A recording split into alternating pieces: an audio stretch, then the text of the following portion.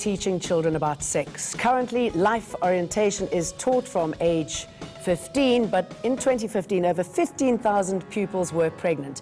Can sex education at an earlier age help prevent schools' pregnancies, or does early access to information lead to more sexually active children and sooner?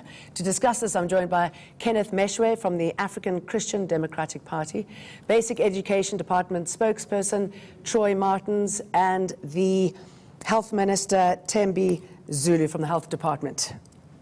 Thank you all for coming with us. Troy Martins, good evening. What is your response to that? Is it something that we should be starting a little earlier? I think definitely. So when we look at comprehensive sexual education, as the policy stipulates, the policy that's recently been published for public comment, we're looking at starting at grade 3. Now, when you talk about comprehensive sexual education, it's not necessarily straight up talking about sex, for example. We talk about your body, your sexuality, but at that young age, we need to make sure that it's age appropriate. So, for example, the types of things that they would be discussing is they have a robot, for example, of green areas and red areas at that young age, where, you know, it's also important to teach children at that young age that it's inappropriate and not proper for anyone, for example, to touch you in a red area. So it's these types of things. We need to enable and empower our children to be able to report abuse if it happens, and to learn about their bodies in a way that's productive, fact-based, and enables them and empowers them to be able to speak for themselves about their bodies. And what is your viewpoint, Zulu? I mean, do you think it's something that should be tackled a lot earlier?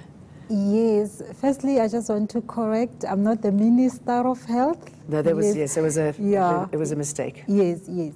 So I think it is important that we need to talk about sex education at early age, and our stance as the Department of Health, we've got different messages for different groups, because we understand that the level of understanding is not the same.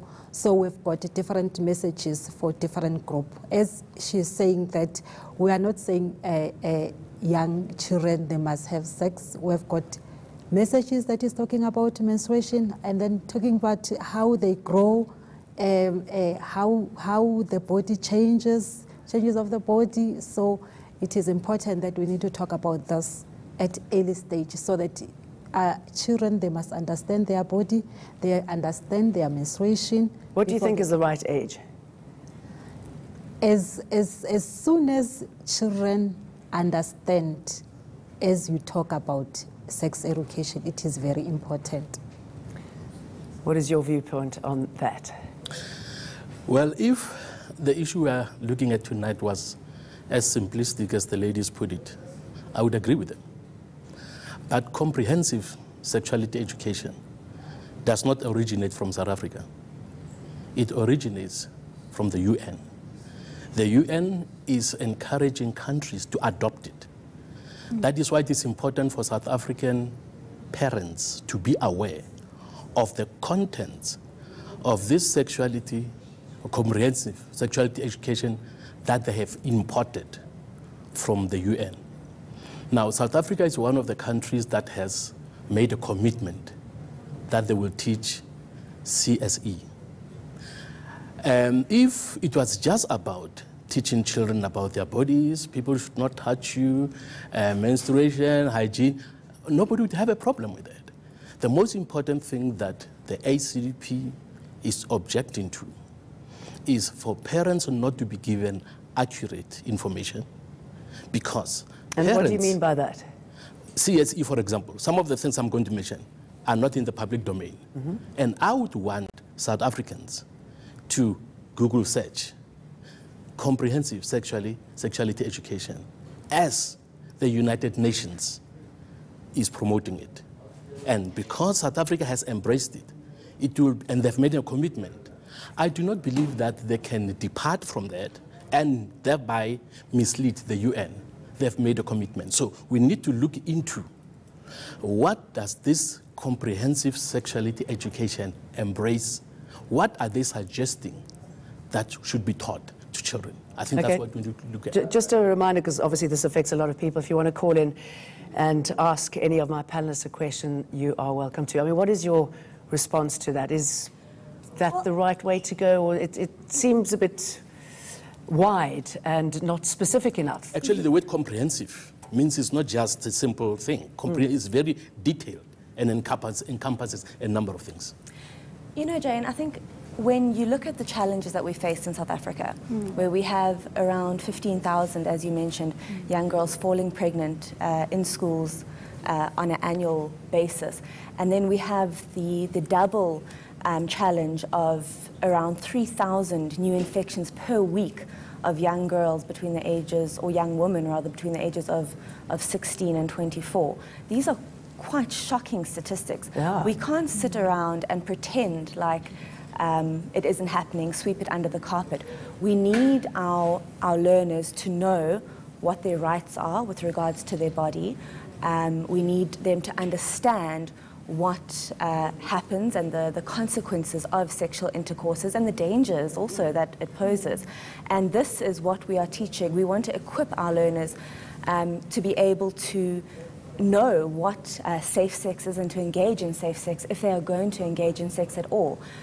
You know, the idea that comprehensive sexual education or sexuality education leads to young people having sex has research has shown this is not true. In fact, it often delays sexual debut. It often encourages safer sexual practices, and this is really what we want for South African young people. And let's get down to the nitty-gritty here. I mean, children say they need sex education and are aware that adults are just as uncomfortable as they are talking about sex. Let's listen to this school child.